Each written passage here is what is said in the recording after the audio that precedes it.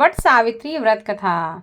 एक समय की बात है, भद्रदेश के राजा अश्वपति के पुत्री रूप में सर्वगुण संपन्न सावित्री नाम की एक कन्या का जन्म हुआ।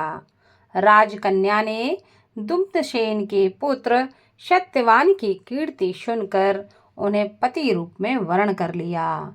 यह बात जब ऋषि नारद को पता चली तो वे अश्वपति से जाकर कहने लगे, आपकी कन्या ने वर खोजने में निसंदेह भारी भूल की है। सत्यवान गुणवान तथा धर्मात्मा भी है, परंतु वह अल्पायु है और 1 वर्ष के बाद ही उसकी मृत्यु हो जाएगी। नारद जी की यह बात सुनते ही राजा अश्वपति का चेहरा उदास हो गया। उन्होंने अपनी पुत्री को बहुत समझाया कि ऐसे अल्पायु वाले व्यक्ति के साथ विवाह करना उचित नहीं है, इसलिए कोई अन्य वर तुम चुन लो। पर सावित्री कहने लगी कि हे पिताजी, आर्य कन्याएं अपना पति 1 बार ही वरण करती हैं। अब चाहे जो भी हो जाए, मैं सत्यवान को ही वर रूप में स्वीकार करूंगी।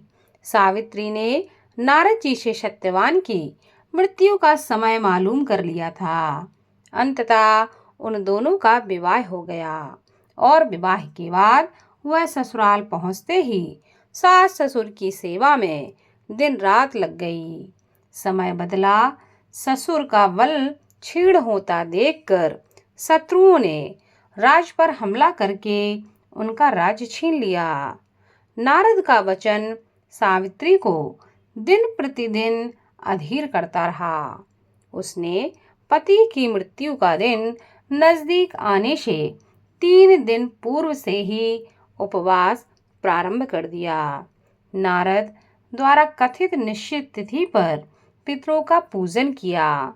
नित्य की भांति उस दिन भी सत्यवान अपने समय पर लकड़ी काटने के लिए जब चला तो सावित्री भी सास ससुर की आज्ञा लेकर चलने को तैयार हो गई। सत्यवान वन में पहुंचकर लकड़ी काटने के लिए वृक्ष पे चढ़ा।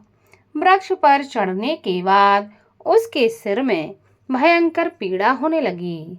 वह नीचे उतरा और सावित्री ने उसे वड़ वृक्ष के नीचे लिटाकर उसका सिर अपने गोद में रख लिया। देखते ही देखते यमराज सत्यवान के प्राणों को लेकर चल दिए।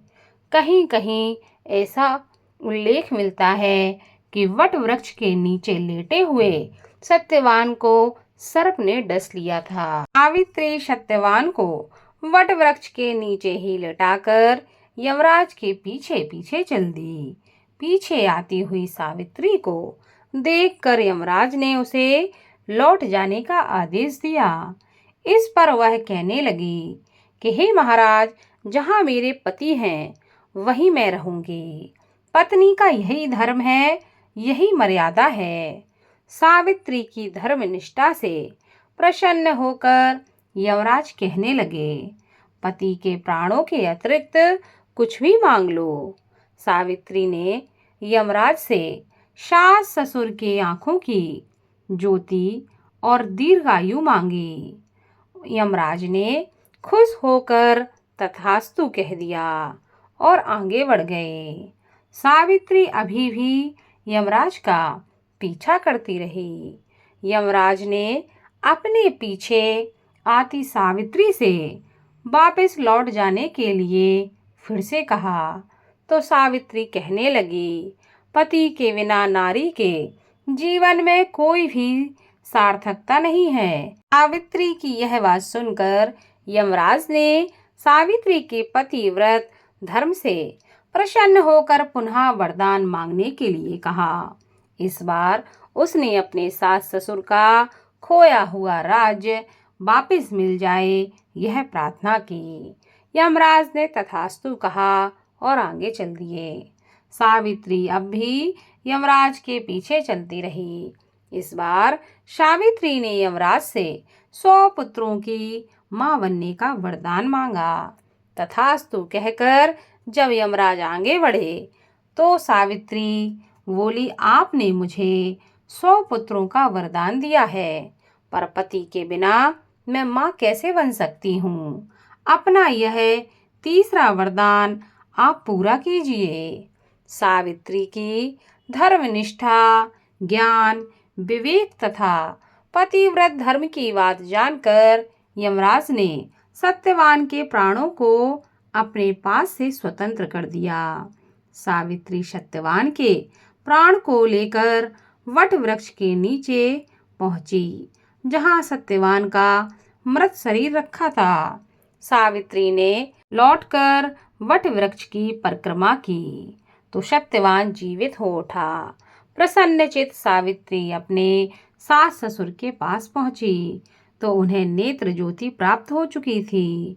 इसके बाद उसे खोया हुआ राज्य भी प्राप्त हुआ। तभी से वट वृक्ष की पूजा की जाती है। माना जाता है कि जो भी इस दिन माता सावित्री और सत्यवान की पूजा करता है, उस महिला का सौभाग्य अखंड रहता है। अखंड सौभाग्य का प्रतीक आज वट सावित्री का व्रत माना गया है।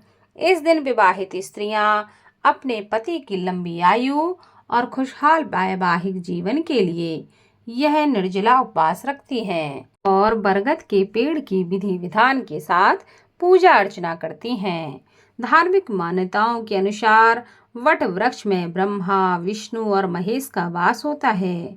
यही कारण इस पूजा में बरगद के पेड़ का विशेष महत्व है। इसीलिए आज के दिन वट सावित्री की कथा को अवश्य सुनना चाहिए, क्योंकि बिना कथा को सुने यह व्रत संपूर्ण नहीं माना जाता है। बोलो माता सावित्री और सत्यवान की जय।